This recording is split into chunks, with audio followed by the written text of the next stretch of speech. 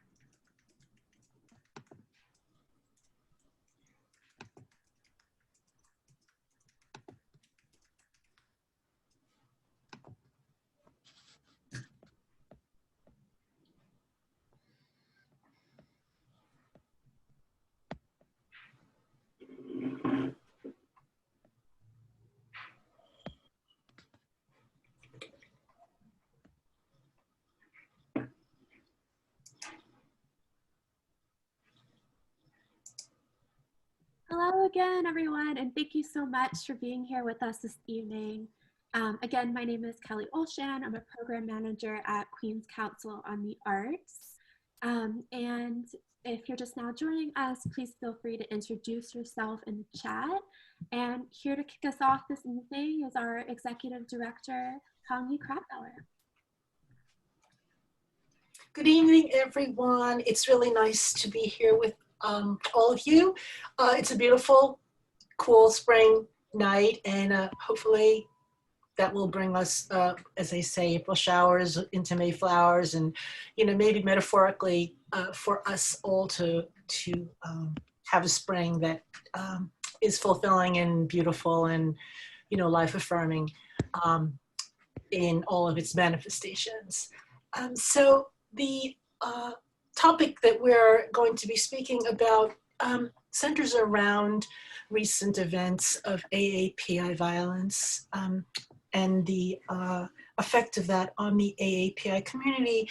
And just in the spirit of bringing people together, this event is really for all of you to provide a space for listening, for speaking about things and that are important to us regarding this, and more importantly, to foster a sense of solidarity. So I really want to thank Kelly Olshan, our program director, for putting this together for us this evening, and really physically creating this space, even though it is on a digital platform, for all of this to take place. So thank you so much, Kelly, for all the great work you do, and I'll pass it back to you. Thank you, Hong-Yi. So just to say a couple words about what Creative Conversations is, if you're not familiar, and what to expect for the rest of the evening. First, Creative Conversations is a program of Queens Council on the Arts, obviously, held every Thursday. It's a monthly gathering of artists, creatives, and community members that's designed to build community, discuss key issues facing the cultural sector and the creative practice of artists in Queens at large. It's largely conversational and informal in nature, where everyone is essentially invited, formerly in person and now via Zoom, to share art updates, get feedback on an idea, or in this case, discuss a challenge or societal issue that we are facing as creatives or as humans in the world in this case. So tonight, what we're going to do is we are so fortunate to host two incredible guest speakers, artist Jameson Wu and community member and community advocate Don Cho, who are each going to speak for 20 minutes from both the artist and cultural policy and advocacy perspective about some of these issues. And then we're going to just kind of open it up for a community dialogue and conversation. So to dive into the first component of that, I'm really pleased to introduce the first of the two guest speakers. But before I do that, just kind of like a housekeeping note, we're gonna have really plenty of time to chat and address questions. So we'll just ask that you hold those questions towards the end. There'll be a chance to ask each guest speaker questions, and then a chance to address and dive into these issues and questions as a group around 7 o'clock. So with that in mind, I'm really pleased to introduce Jameson Wu.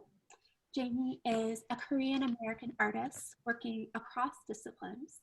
I first had the privilege of connecting with Jamie when she received our 2019-20 Artist Commissioning Program Award, which is a $10,000 award selected by Queens community members for her play Specially Processed American Me.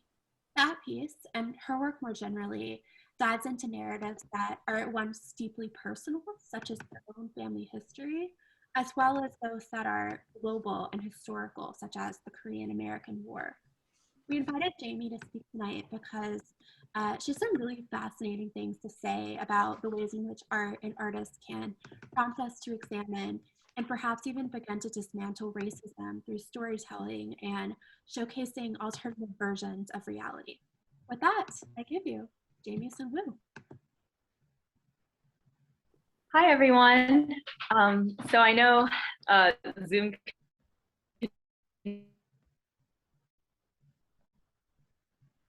kind of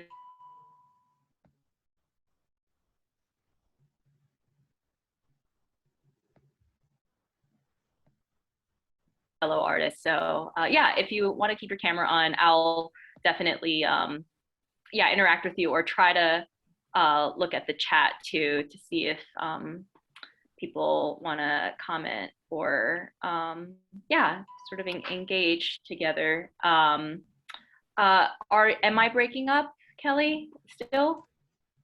You're better now on my end. It was just the very, very beginning.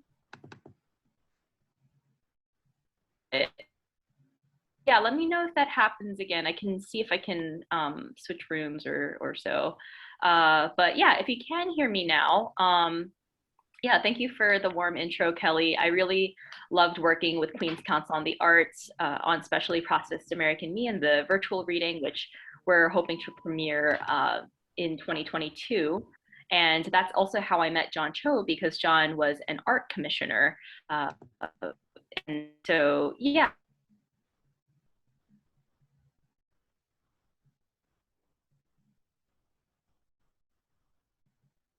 In development with QCA really helped me hone in on the script.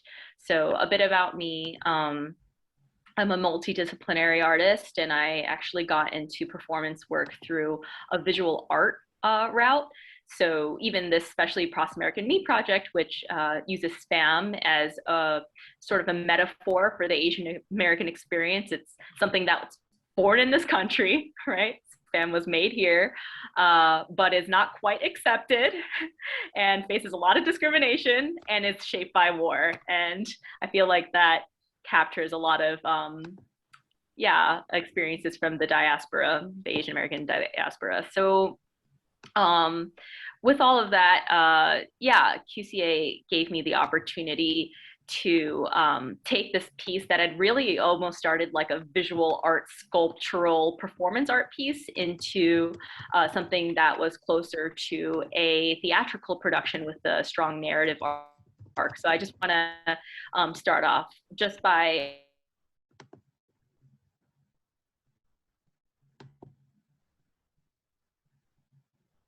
present. Are you able to hear me, Kelly? You're breaking up again on my end. Maybe try a different room. Is anyone else having that issue? Okay. One moment. Let me see. Okay.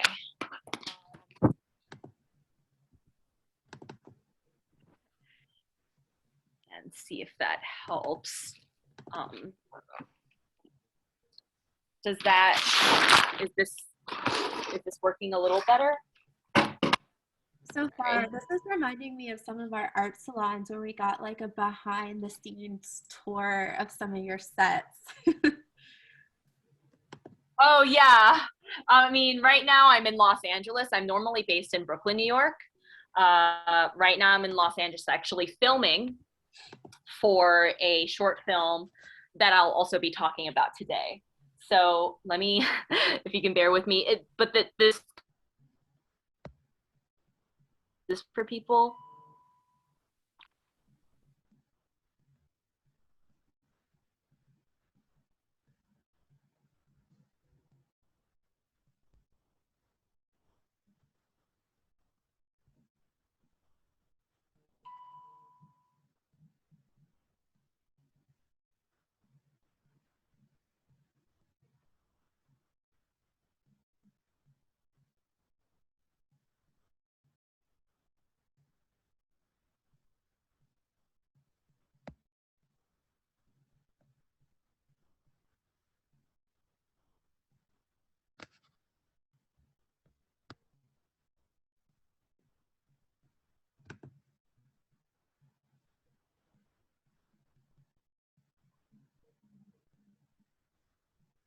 Sorry about that. Is this working better? Okay, so sorry. Yeah, so perfect, great. So yeah, I just wanted to thank QCA for inviting me again. And yeah, a bit about Specially Processed. I want to talk about it because it's very much a project about community. Basically, it follows my life while I'm eating different spam dishes, because spam, even though it's this like considered this disgusting like food to a lot of white Americans, Asian Americans often eat it at home and have it in things like Korean food or Okinawan food, Hawaiian, like food from Guam, the Philippines, and it's because there's been this active American military presence there from World War II and the Korean War.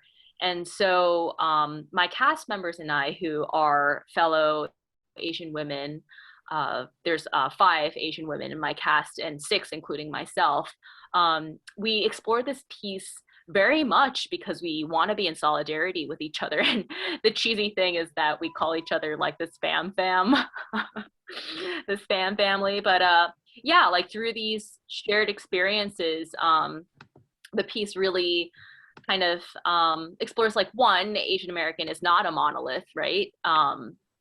We're all very, very different, but the fact of the matter is, in America, Asian people are treated all the same, right? In a lot of ways, especially when you're seeing these attacks you've noticed that not everyone is Chinese, even though it's called the Chinese virus, or if people think that it's, you know, some sort of conspiracy theory with China like creating this as bio warfare. Like no one who's attacking people necessarily cares, nor is it even if they did, like, nor is that valid. So yeah, in many ways, whether if you look Asian right now, you know, you're at a higher risk for violence, and that's backed up statistically.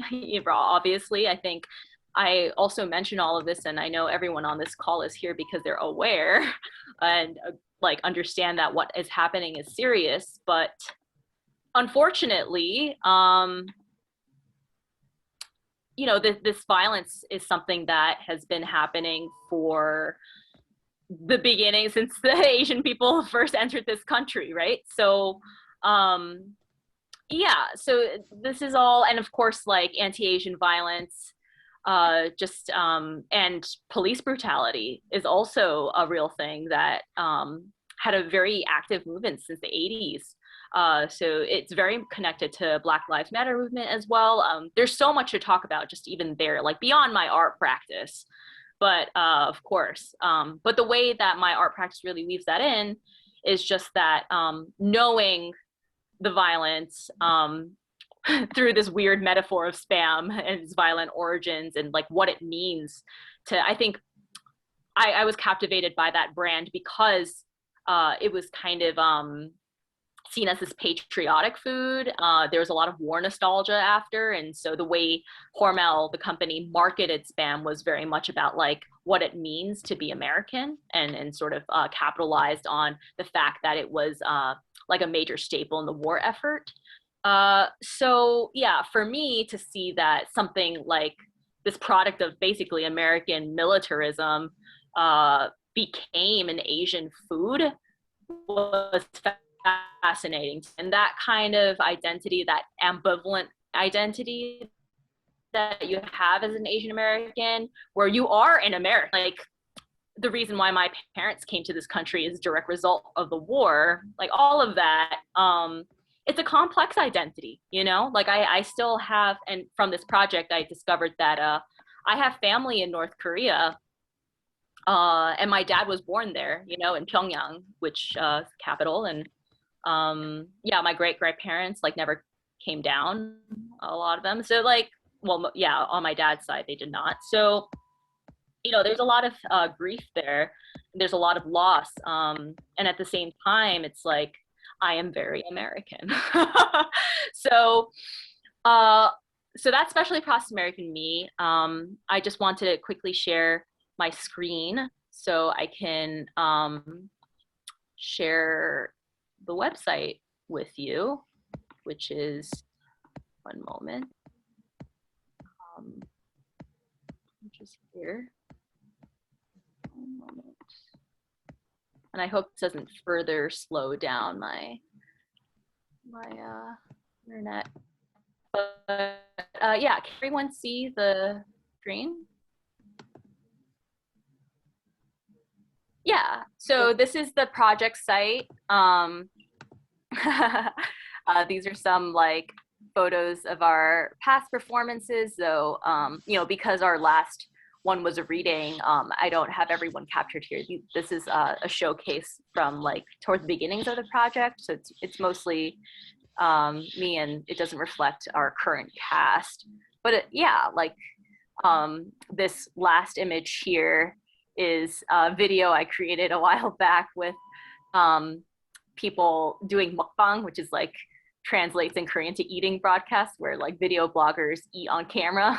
So they're all having their individual spam dishes and talking about how about the American military presence in all these places. So in the middle, we have someone from Korea, and they're actually, the actors here actually identify according to their, it's identity conscious casting. So yeah, the person in the middle is holding a spam can from Korea and is eating budae-jjigae, which translates to army stew, literally. You can find it a lot of, there's in the upper right corner, there's Cherry Lusai, who's also a playwright, who's Filipino American.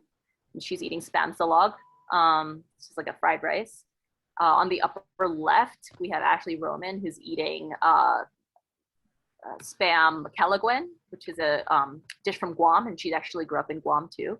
And then the the bottom left corner, that actress grew up in Hawaii. So Hawaii has all those spam cans and spam flavors. So we got to showcase that and have her have some musubi. And then Hio is Japanese, who's on the bottom right hand. And in Okinawa, specifically where a lot of these American, like most of the island is American military bases, is they eat goya champuru, which is like a bitter melon stir fry with spam. So in this scene, it's very much about like these commonalities, like how these dishes came about, and what it means to kind of eat something like this that has such a loaded history. So I just wanted to share that with you if you have your own thoughts on spam. Actually, since we're living in a virtual world, normally we have like handwritten stories we do in workshops. But if you go to the submit a story section, you can actually submit your own here, and then a little like fried spam will pop up, and you can like read people's stories. My internet's a little slow, but yeah, once they all load, you can look at individual spam reflections. So you're welcome to check that out on speciallyprocessed.com, and those are our social media handles too, because and I wouldn't be like, hard on promoting the project if it were over, but it is still ongoing, and we do plan to premiere it soon. So look out for that. I think, Kelly, do I have like an extra 10 minutes? Yes, you have another 10 minutes and would love to hear more about the. Okay, lovely. Yeah, I want to talk about color theory. So color theory is my new project that I'm working here in LA on, and it's a commission by Ping Chong and Company, who Ping Chong is a Chinese American artist from Chinatown, currently lives there, and that company works out of La Mama. Ping actually started as a visual artist and filmmaker, so we have a lot in common. And this year I'm their creative fellow. So as their creative fellow, I'm looking through their company methodology and archives, and I'm also creating my own work, and the company very much focuses on social justice. And so Color Theory is a film where I'm using quotes about color throughout history from like artists and scientists and philosophers in Western art and culture to adapt it into the surreal satire set in a lecture hall. And this white lecturer is talking about how we should make a case for coding, like creating like a coat of whitewash in all of our architecture, and how color is just a cosmetic, it's not essential, and it's something like, if you have a blank canvas, it's like makeup for your canvas, and how if we want to live in a pure society, it needs to be whitewashed, which actually is a real manifesto of sorts from Le Corbusier, who's like the most influential modern architect that we have. So he actually wants to like demolish all the buildings in Paris and create these modernist structures that were all coated in white. So all of the quotes are from history, and I'm adapting it into this, I'm embodying all of these quotes through this lecturer character. And as I'm exploring these quotes, I want to talk about Orientalism specifically. There's this association in art history where the use of like a lot of colors and patterns is very much associated with what is called the Orient or the East in Western perspectives. And, Edward Said had written a book on Orientalism, which really was foundational to the concept.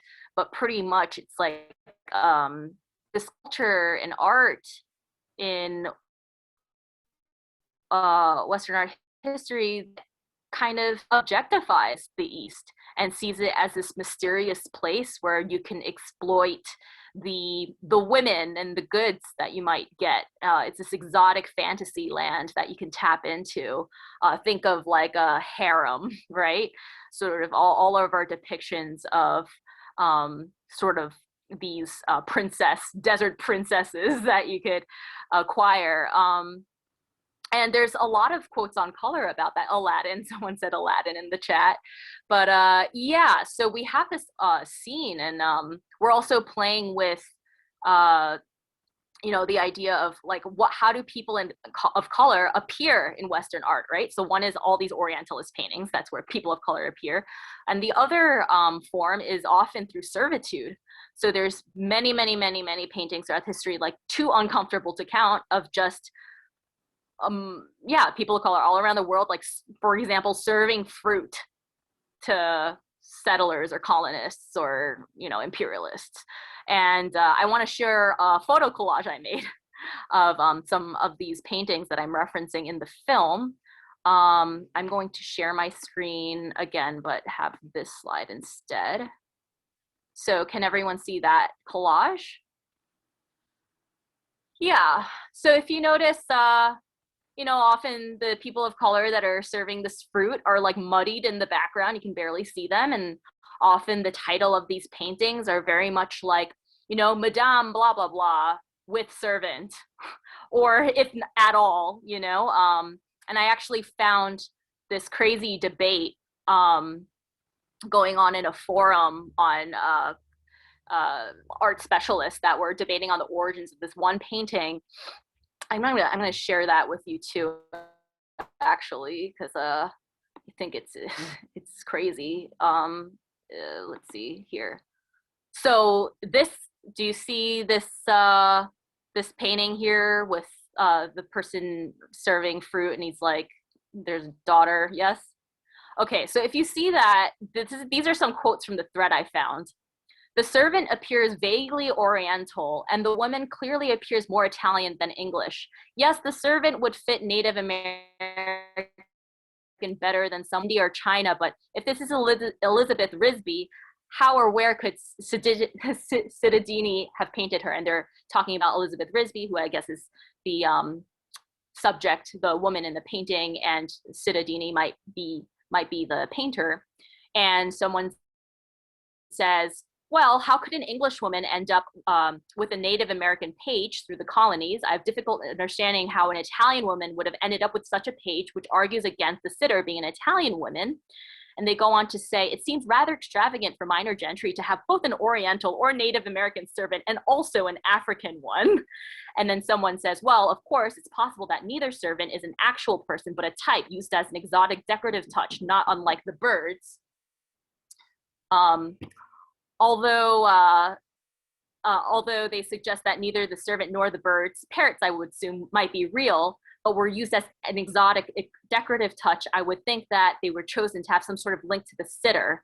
Looking at the global range of parrots, I can either imagine a South American link or a Southeast Asian link. The range of parrots doesn't stretch to China, and I would rule out a Chinese link, right? So the way that they talk about even just the servant in this painting is very much not only vaguely Oriental, like, who is this? They're like, could it be Native American? Does it relate to this African servant we saw in this other painting? Is it even a real person? Are they just like a bird? Are they just an exotic bird object?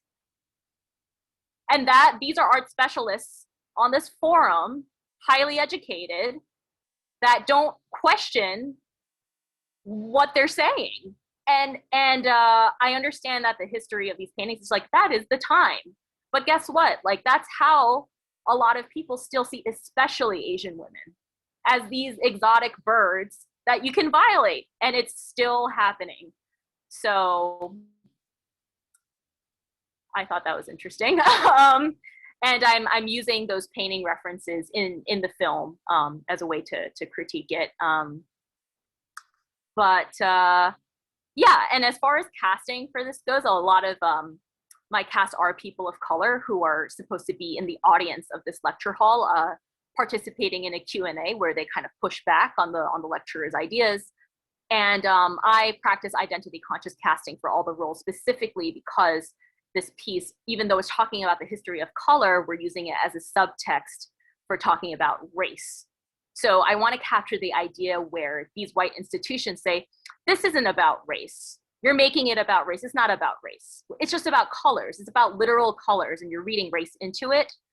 But the fact is, it is about race. And that's the feeling I want to get, where like people of color bring something up and then they're gaslit. Like it's not a problem. Like anti-Asian violence is not a problem, right? Like violence against people is not a problem. People of color is not a problem. And that our issues are all the same, right? And that these are issues that that people of color have to deal with. Race is an issue that people of color have to deal with, but white people, it's not their problem because white people are just human beings. They're not exotic birds. So that's my angry rant. But when I was casting, that was one of the things that was really important to me, to make sure that my cast understood the intention of the piece. So one of the questions I asked them during callback interviews is, can you describe a time you were acutely aware of your race? And I got a lot of answers. And unfortunately, the most common answer I got from white performers, LA based, but knowing that they were going to come into a film exploring race, identified as liberal, the most common answer I still got was a form of, one time I experienced reverse racism, even if they didn't use those words. Just like one time I was a white person and I was called out for being a white person or made fun of for being a white person. In that moment, I knew what it would be like to be a person of color. And this is so wrong. And I just want to say, it's purely, or the second most common answer I'd get is like, well, you know, I don't really think about race because I think everyone's just a human being. I don't see color, which of course in the film we play with too, the idea of colorblindness. Because in a way, colorblindness, which creates movements like phrases like all lives matter, right, is very much about, well, if we just ignore race, it'll go away. You're the one creating racism. And it's so unfortunate. So I made sure that whoever I cast was on the same page and could think critically about race. And I want to talk about that because as an artist, and I'm thinking critically about my practice and how I'm going to create these spaces so that people can explore these difficult themes in a safe and healthy way. I'm making very intentional spaces for this. And you know, conversations can get messy and that's fine, but that's not what I'm looking for when I'm looking for a cast in a film, because we don't have time to unpack everyone's thoughts on that. So anyway, that's me. And I'll hand it back to Kelly. Oh my gosh, thank you so much, Jamie. I feel like you took us on a ride that started with art history and then culminated in this comparison with exotic birds that I'm just going to be thinking about for several days. Thank you for that really compelling and thoughtful presentation that I know that we're going to be picking up in discussion later. Okay, thank you. So I want to transition and introduce our next fabulous guest speaker, John Cho. John Cho is a nonprofit leader, arts advocate, and Flushing community member. He currently serves as the executive director of the Greater Flushing Chamber of Commerce, where he works to empower local citizens and businesses, as well as expand opportunities for one of, if not the most diverse communities in the country. In the arts community, he has also worked with local Flushing arts leaders to start a monthly meetup and discussion series that's honestly not unlike this one, called Flushing Creative. As Jamie mentioned, last year, John served as an art commissioner with QCA, meaning that he was actually on the panel of community members that selected Jamie's project. During the pandemic, he's been working tirelessly to feed local residents by partnering with food pantries.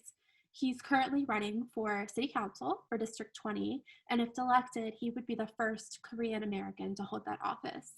But tonight, he's here less as a candidate and more as a citizen and human impacted by the recent attacks on the AAPI community.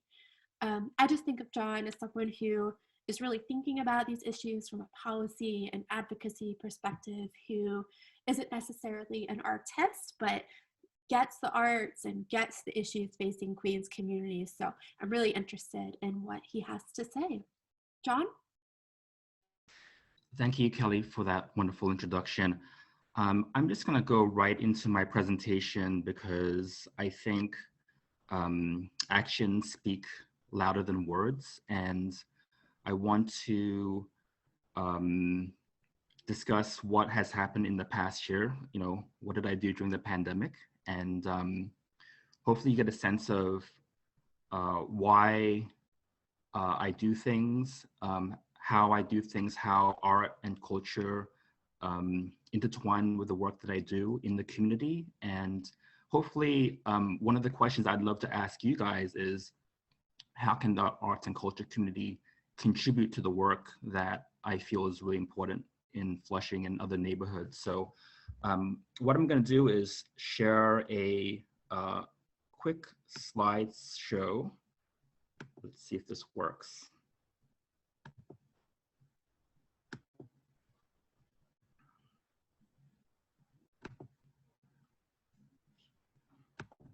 Can everyone see this? Yes, absolutely. Sorry, I think I have to go all the way to the beginning.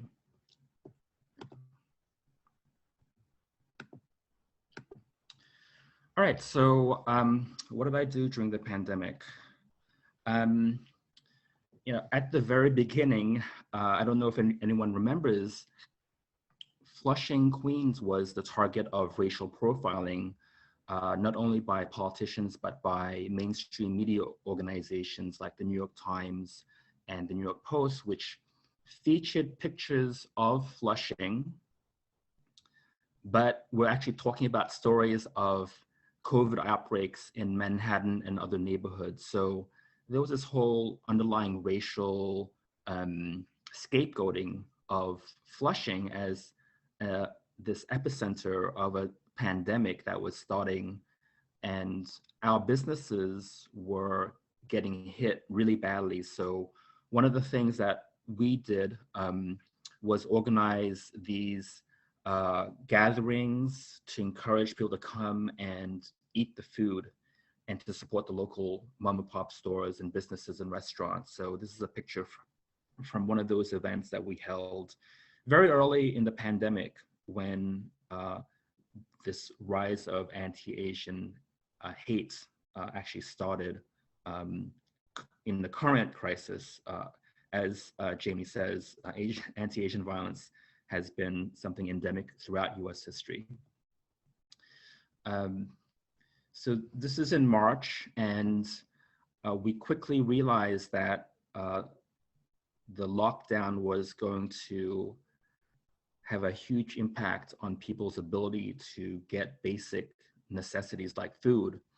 And so we held a news conference with Pedro Rodriguez at La Jornada Food Pantry to talk about how we were planning to bring food into this community and start feeding people, because the government was not doing that. I don't know if you remember, but city, state, federal government were not taking care of our people, even as the lockdown was being announced.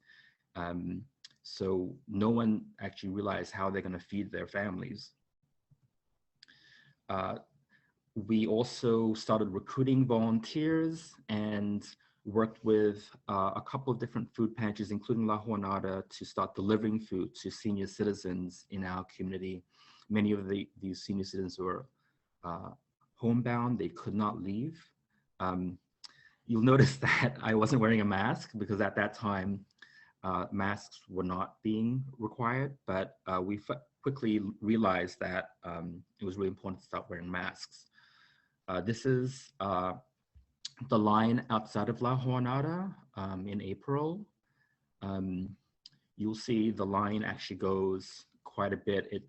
It spanned about 8 blocks. This is the line on Main Street in downtown Flushing.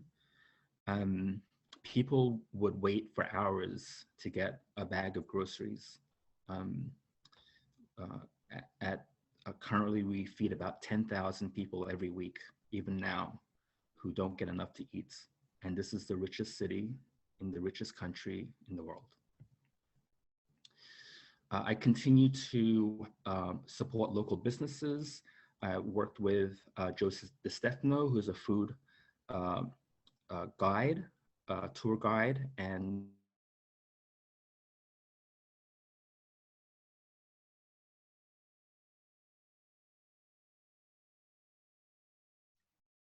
John, I see your lips moving, but I hear no sound.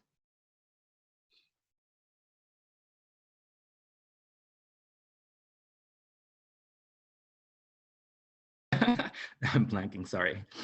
In June, right after George Floyd was murdered,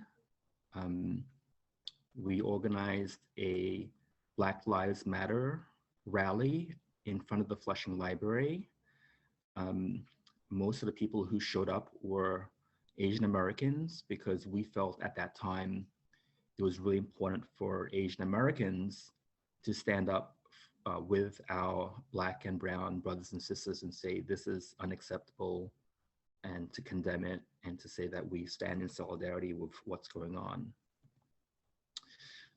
In June, we started a campaign called Flushing Rising, basically delivering PPE and other supplies to local businesses, helping them fill in and submit applications for emergency financial assistance.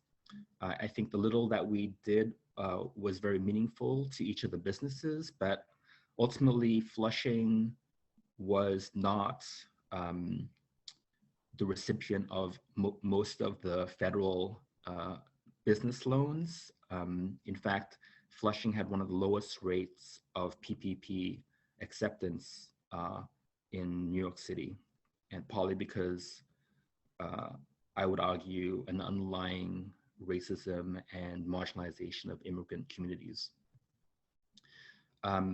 We also started to campaign for a busway on Main Street.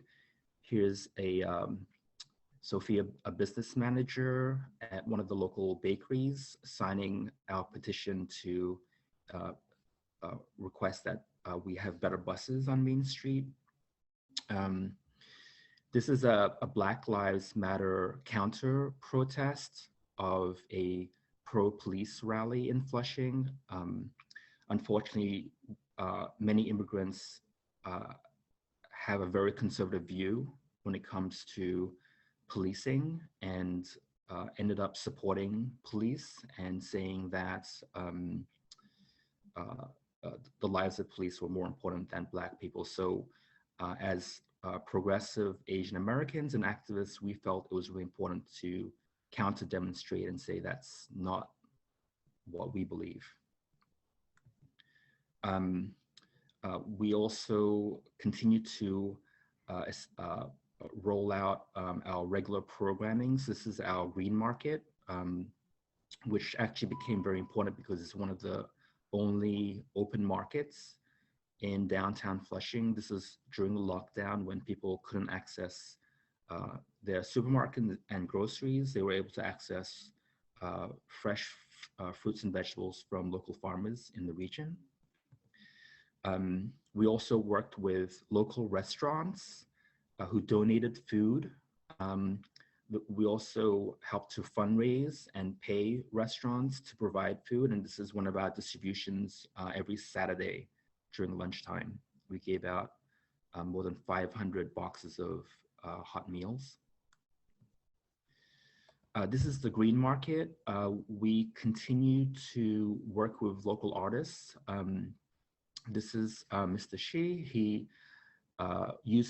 He's an environmental artist. He uses found media, in this case, Metro cards, and he has a whole series on the Chinese zodiac. This is the sign of the bull, and this is the artwork that he displayed at the green market.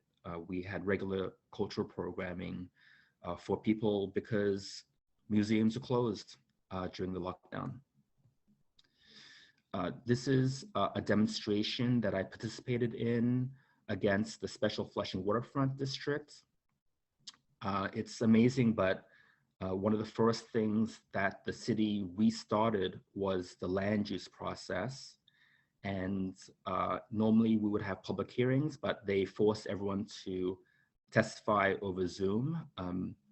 I would say more than half of our population actually doesn't have internet access. And so many of the activists in Flushing felt that our ability to have a say in this redevelopment plan was totally marginalized and disregarded. And we were criticizing the council member, who is still the council member, Peter Koo, backing this enormous large-scale luxury development on the Flushing waterfront, 1,700 units of luxury developments, no schools, a measly amount of affordable housing, and very basically a recipe for disaster, because what these luxury developments do is they jack up rents for the surrounding neighborhood.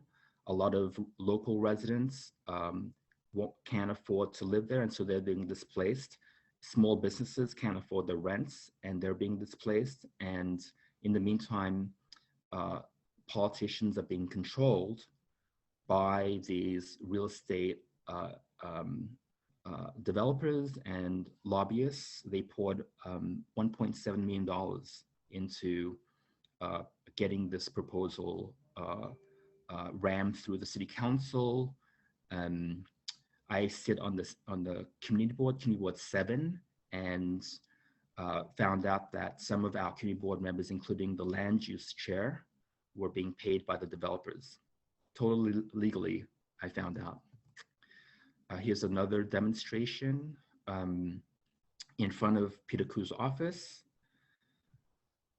This is a tour that I participated in of displacement in Flushing. Whole blocks of apartment buildings are being bought by very large financial firms using MCI and other gimmicks. They basically jack up the rents. They push people out of the rent regulation system and harass them, and basically try to jack up the profits by bringing in people who pay a lot more money. So we went through an hour tour, and blocks of downtown Flushing apartment buildings were in the process of being gentrified. And this is Bobby Nathan, who's a longtime resident and community activist leading the tour. Throughout, we tried to keep up spirits. I'm here with the Korean American community, Chuseok, which is our fall festival. We try to just make sure people still stayed connected to their culture during the pandemic. This is a photograph I took of one of the luxury developments in Flushing. These condo units go for more than $1 million. This particular development is empty. There's no one living there. This is a photograph of a man that we found on Prince Street and 40th Road. He had passed away overnight. He had become homeless during the pandemic. You can tell by the placement of his shoes neatly outside of his cardboard home that this is an Asian American elderly man. In December, I started to spend more time at La Jornada. Here I'm helping cook lunch for the volunteers. Sometimes I would go out. This is right before Christmas. We would cook food and deliver to people who are living under the bridges. A lot of people have focused on the businesses that have been lost and the fate of the business owners, but I think very few people actually ask what happened to the restaurant workers. You will find that they are living under bridges and tunnels, in subway stations, in parks. Basically, they are discarded by our society after their usefulness is used up. So that is my year in the pandemic. Oh, sorry. So this is, if I may, Kelly mentioned that I'm running for city council. This is as a result of my work, I decided to run for elected office, and this is the video that we just launched.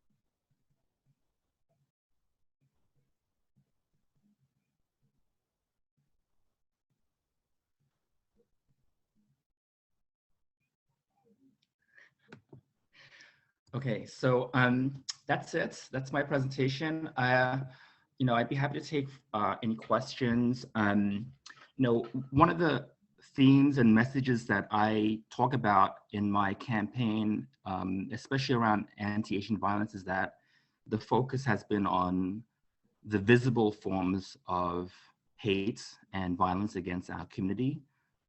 What's often forgotten is the invisible violence that I point to in my presentation, the evictions, the homelessness, the hunger, the joblessness, the businesses that are failing because government is not seeing us and taking care of us and addressing our concerns.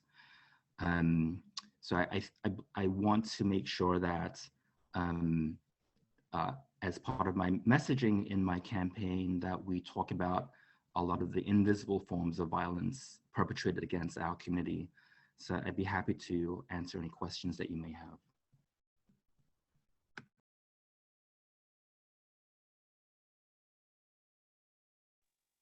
I had a question. Can you hear me? I can hear you. So can you sort of just give us an update with the homeless restaurant workers, say, that are living subway stations and whereabouts? And I also was wondering, I had heard that there was some type of restaurant stimulus coming into play that was billions of dollars, that was a national thing. I mean, will they be able to be helped? And did they get any of the stimulus payments? Are they, if they're homeless, can they get any of those relief packages? One of the things I didn't mention about a lot of the restaurant workers in our community is that they're undocumented, and because they don't have status, they are not eligible for federal assistance. what has happened recently in the New York State legislature is the passing of a budget that will, for the first time, provide relief, economic relief for undocumented workers. I believe more than about $1 billion has been allocated to start addressing the needs of workers who, because of their status, cannot access any federal relief funds. That's great. Thank you. Of course. Thank you so much, John, for the presentation. In the interest of time, we want to move on to the group discussion component of the evening. So with that, I want to turn it over to Hong Yi, who is going to get us started with a moderated discussion.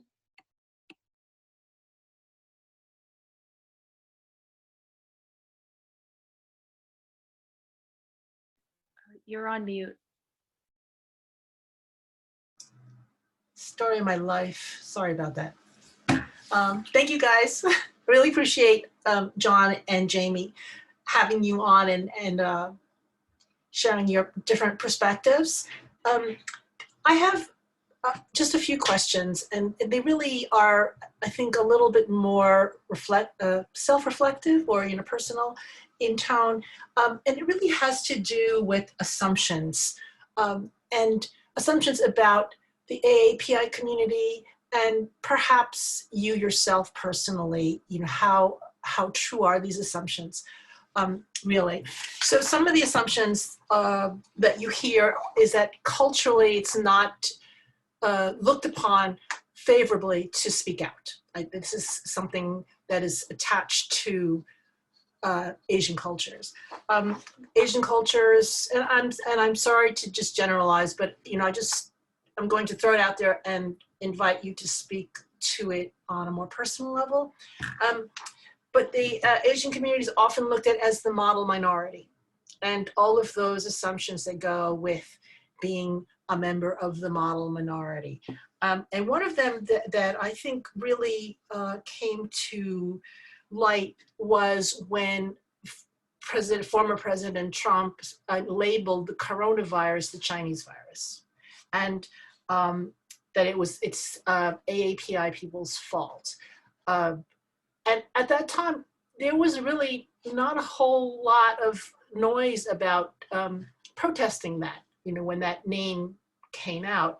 And so it is this quality of staying silent about issues. So without casting blame on who should have said what, but it is this, again, this assumption or this behavior that's maybe part of that assumption that the AAPI community tends to remain silent about things. And so, I have strong feelings about that on a personal level, and then I see it reflected in the greater community. So I'm just curious to ask you or anybody on the call, do you have a direct or do you have a strong feeling about any of those kinds of assumptions in your own personal experience? If you have experienced AAPI violence, whether it's the invisible or the visible kind, whether it's the knee to the neck kind or the death by 1,000 slights kind, but whatever that is, how much of these assumptions do you feel is part of the problem?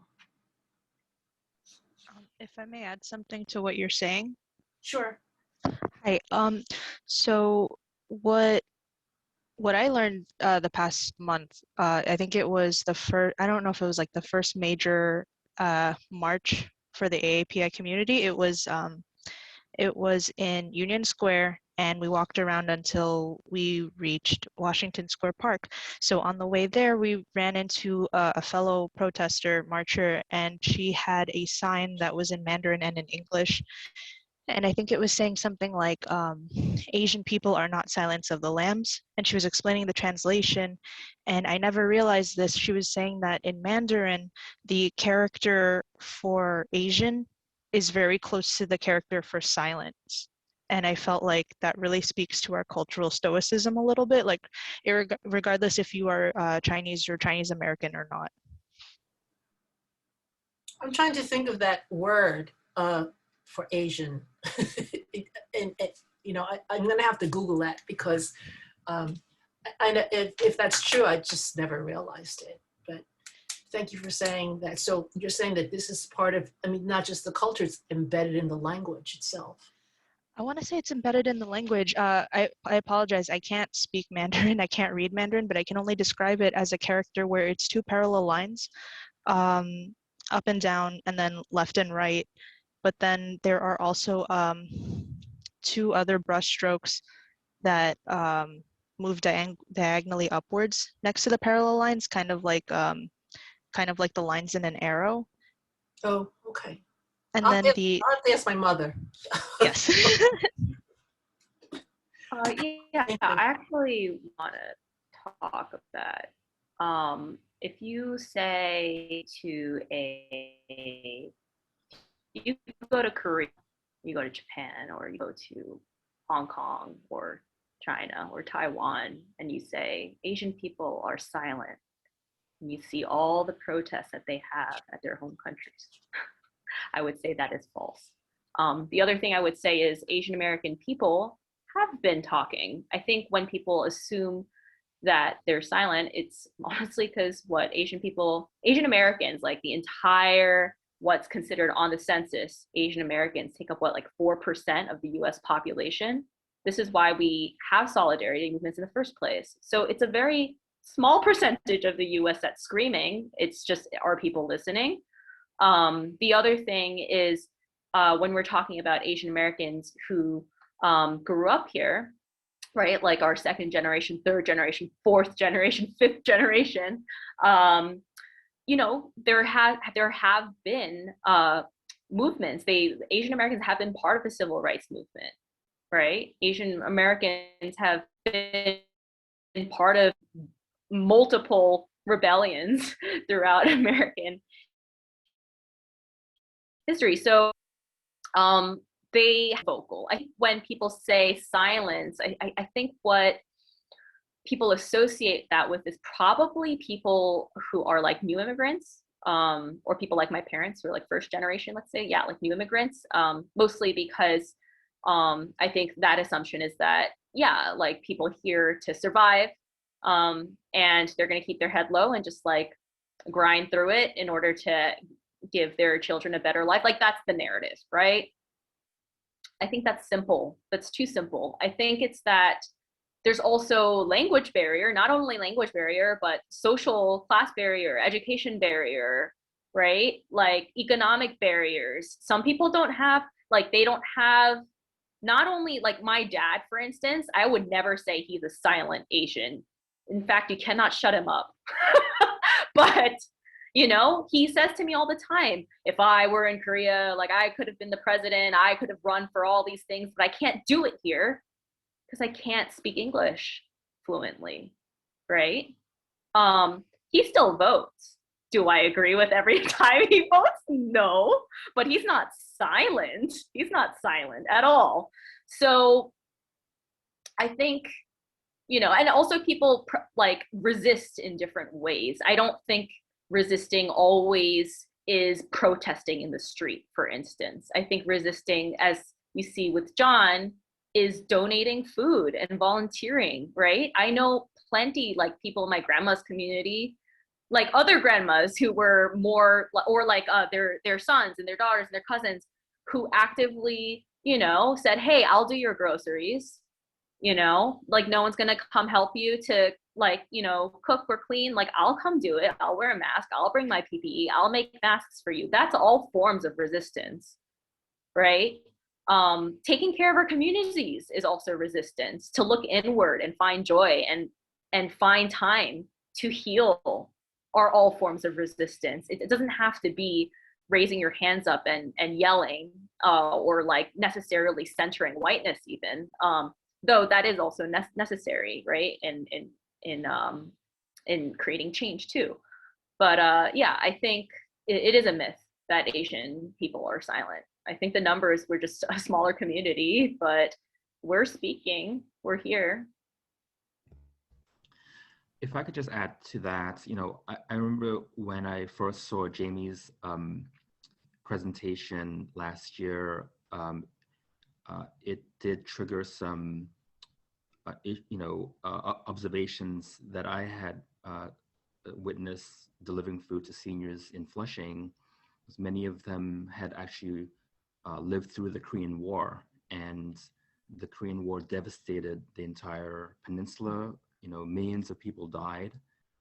People were literally starving. I know, like, my father talks about how he wasn't able to get food for his family. He would have to walk miles just to get a bag of rice.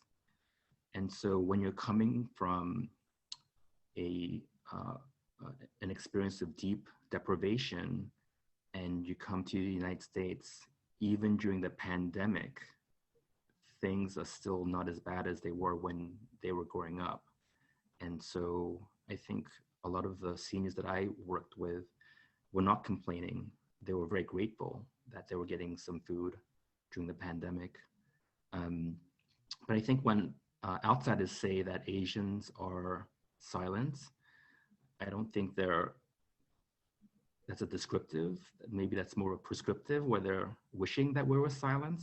And I know when I speak up in the CUNY board, for example, my first term as a CUNY board member here, I pointed out that the entire executive committee was white male, and the majority of the CUNY board members who were supposed to represent the most diverse community in New York were men and white. And I was immediately shut down and called a racist for bringing up the issue of race. And so I think that we do speak up, but oftentimes it's inconvenient for a mainstream audience who wishes us to be silent. And I think if you look at the McCarthy era, I would argue that the entire McCarthy era was in response to anti-war activists who were protesting the Korean War. And so it was effective because you never hear about the anti-war movement during the Korean War. You hear about the anti-war movement during the Vietnam War. And that's because of the power of the silence of McCarthyism in this country. Sharon, did you want to say something? Yeah, hi. So I definitely agree that there's a perception that Asians are silent, and it's definitely not true. And I think a huge factor for why that perception exists is that where these stories are being told is often, as John Cho said, not on mainstream platforms. You think about newspapers like Next Shark, every day they cover incidents of Asian hate and bias, and it's been like that way for months, for almost like the whole past year. And those stories never make it onto the mainstream news. It's only occasionally, it's only for a brief moment of the news cycle. So I think it's, these stories are being told, but they're not on the platforms where they get amplified and heard by everyone. And it's a question of, how do we get those voices on those more amplified platforms? So maybe it would be more correct to say that we are the silenced majority, or the silenced minority, that we are, we're not silent, but we are being silenced. If I could interject, let me just say all of my Asian friends, be they from South Asia, North Asia, or the islands, are not silent. So I'm very much aware of that stereotype that you're talking about, but none of my friends, and their parents for that matter, have any problems being quiet. Many of them involved in very social movements over the years. I just want to also throw in too, something I found out when I was living in Boston during the 70s, which is rarely spoken about here, and I don't know if it's certainly not common knowledge. There was actually an anti-war film made in Japan during World War II. I don't remember the name of it, but I was shocked. So yeah, we're not getting the full picture. So I'm just saying all that to say this: you can't rely on mainstream platforms, but sometimes you have to make your platforms and make that loud. As a matter of fact, I go to say that we can't really rely on the mainstream platforms because that's partially where the problem is, if you will.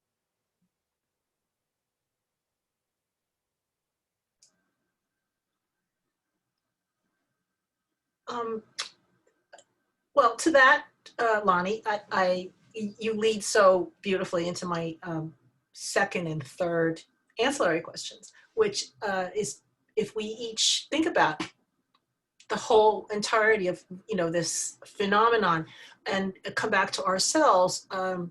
If you ask the question of yourself, what can you as an individual, just one person, do in this, and what can you and somebody else do, right, as a group, what would that be?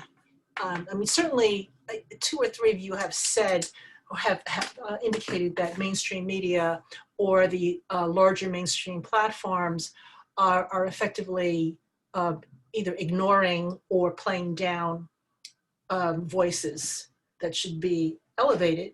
That's one area of work, and if that is your bailiwick, that would be a place to start. But if you start thinking about that for yourself as a person living in this world, where would you start with who you are, what you know, what you have at hand, what your skills are, your beliefs?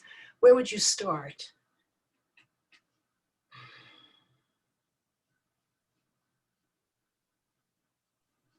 Excuse me, I have a question. Is this question open to everybody or just Yes. panelists? Oh, I'm sorry, my mistake. I'm opening that up to everyone. No, I just wanted to make sure.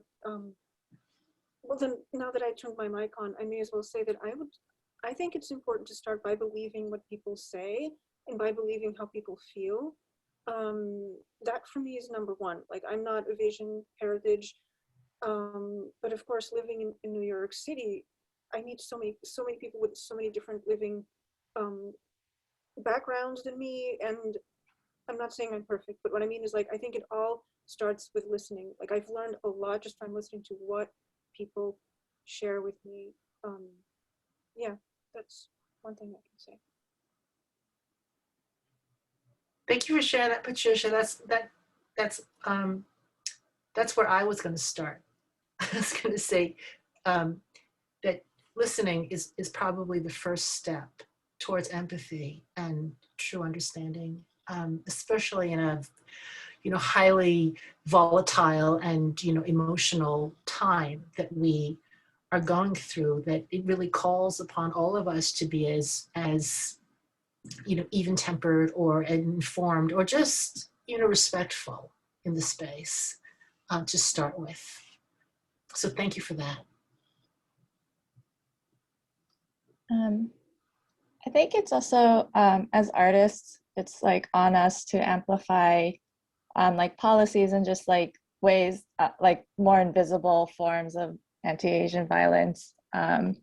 And like, especially for like, those of us who have the privilege of being like, native born in the United States, like English speakers, like we should be louder on behalf of like folks who might be like more silent. Like, we're not a monolith, like, well, as a people, we're not silent. Like my mom is silent. She's, an immigrant. She's shy, not, because she's like Korean, but she's shy just the way that any white person might be shy. And so like, I do need to like be louder for her.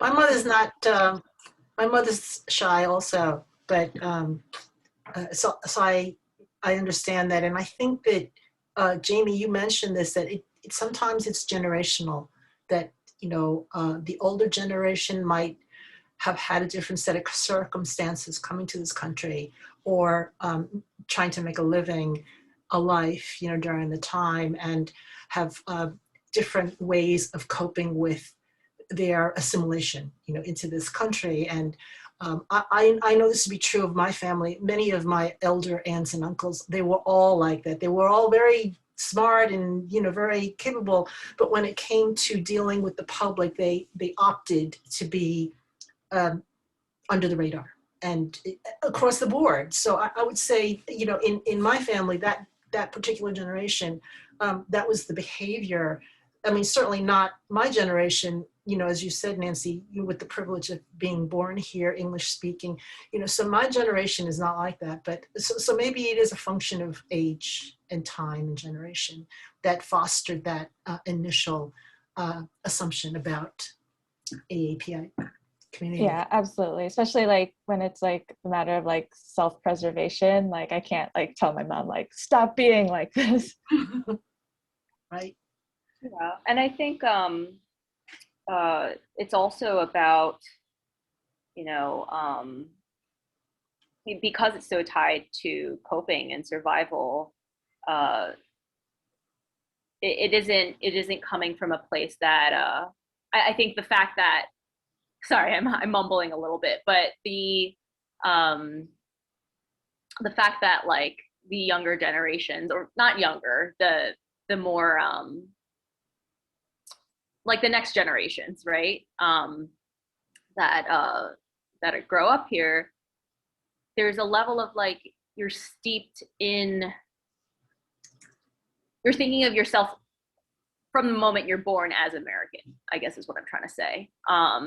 And for like my parents specifically, I'm not talking about how all Asian people see themselves, but my parents, when they first came here, they felt like guests. You know, they wanted to live in this new country, but they knew that they had to assimilate to get a job, to not get made fun of, and to not get beat up in the new neighborhood they were moving into, to stay low so that you weren't noticed, because often being noticed was dangerous, right?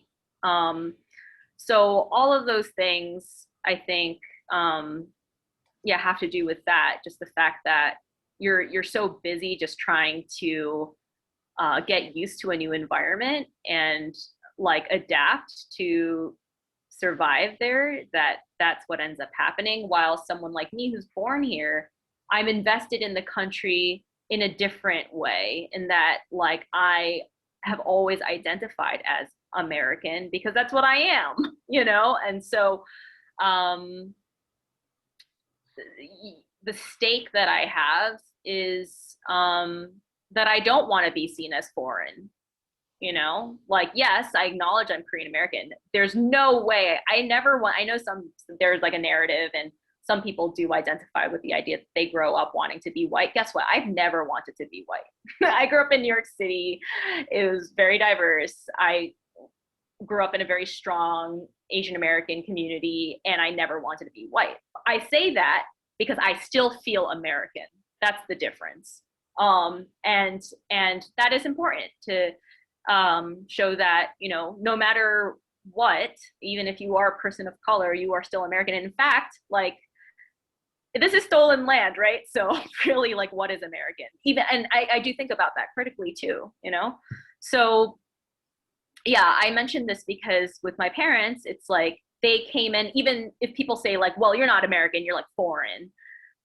Yes, they would push back and say, well, we've invested our entire lives here, like since we were 20 years old, and now we're like in our 70s. So I don't know, I think we're American, but it does come with a tinge of like, well, we don't know the language as fluently, or, you know, we weren't born here. So it doesn't have that same sting, I think. So, yeah. So the question that I'd just like to, maybe my final thought-provoking question here is having a little bit of time to think about what it means to you or what you can do around this would beg the second question, well, what could you do in a group, or what could you do with a friend? And, you know, John, I know that you are a natural community organizer, so the work that you've done is very apparent. You know what the power of collective action is in making change. And certainly with Jamie, you know, you have that ability to do the same with your performance pieces, your theater pieces. Those are also collective actions. And so, and I agree, I don't remember who had said that resistance is of all different types, that an act of resistance or collective action is not necessarily marching or walking around in a parade, or, you know, waving a bullhorn. I mean, there's many, many ways that you can stand up for what's right, and you as an individual, and you in a group. And so I would like to invite the group to think about that again, being very respectful to yourself and who you are, and where the position that you occupy in this world, and who you're with, and to do what really is the right thing for you. Taking all of that into consideration. And I think it's a great challenge. It's a very creative one to see how the answer to a problem of hate can actually come from a place of love. And if that's the case, then we really do have a shot, at making transformative change, as so many of our inspiring leaders in the past have said so many times.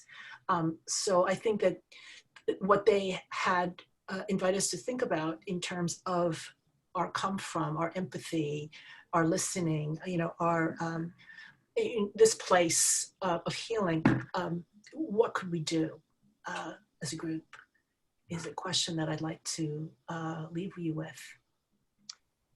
I find myself quoting Felipe Luciano a lot in my performances nowadays. And I think it's cross-cultural when he says, our joy is our greatest weapon. That's one place I start from. And I think since all of us as artists kind of know where that's coming from. So yeah, there are all sorts of ways of resisting and fighting, but yeah, let's start from that place of joy because we stand on the shoulders of our ancestors and our relatives. And that's a good place to be. Well, thank you for saying that, Lonnie, and thank you for sharing that quote, because I think you said it all, right? That's if we could just remember that, we're starting from a much better place and have a much better shot at, creating the change that needs to happen, and for all the right reasons. I'd like to add to what Lonnie was saying, my own saying, which I've been saying to people recently, is survival is the best revenge. And I think there's an expectation that many of us won't survive, either because we're immigrants or people of color or women. And I think survival and being able to fully express ourselves is the way to combat some of the oppressive systems that are lined up against us as a people, as human beings. And I'd love to, one of the things I spoke to Kelly about when we first talked about this discussion was one of the similarities that I see between community organizers like myself and artists is that we are communicators. We need to be able to convey complex ideas in a way that people understand. And so I think that's one point of opening where artists can get involved in these kind of larger social issues. And I would ask everyone here to look at what are the things in your own life that are connected to these larger issues. So for example, when the 6 Asian American massage parlor workers were killed in Georgia, one of the first things I asked myself is that happening in my community?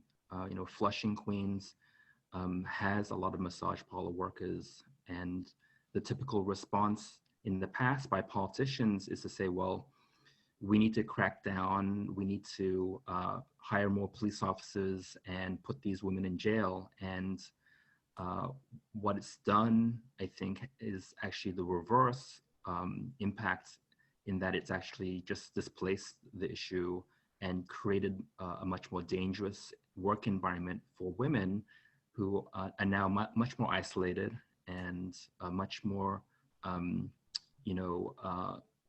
open to violence, to the kind of violence that is experienced not just in Georgia, but around the United States. And a lot of these women actually start out in Flushing. I keep track of, I have a Google tracker, Flushing, New York, and I get all these dings, every day about people being arrested in massage parlor work who actually live in Flushing. Their residence is in Flushing. They may be arrested in Connecticut or Florida or California, but they started out here as Flushing as a port of entry. And so I feel as a community, as a community organizer, I have a responsibility to address the violence that's inflicted on Asian immigrant women around the country, because many of them have a relationship and a connection to Flushing.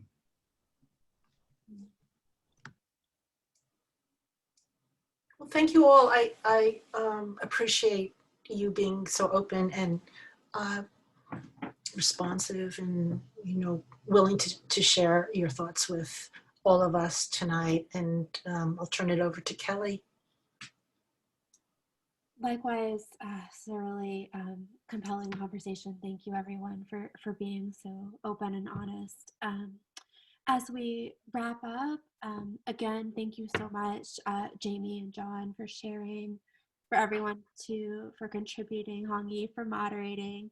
And as a next step, you could expect a survey in your inbox if you want to share additional thoughts or tell us what we could do better moving forward. And we would love to see you at next month's Creative Conversations. We're going to be diving in more to sustaining artistic work during the pandemic. So related but different topics. So I'm going to drop that link in the chat if you would like to RSVP.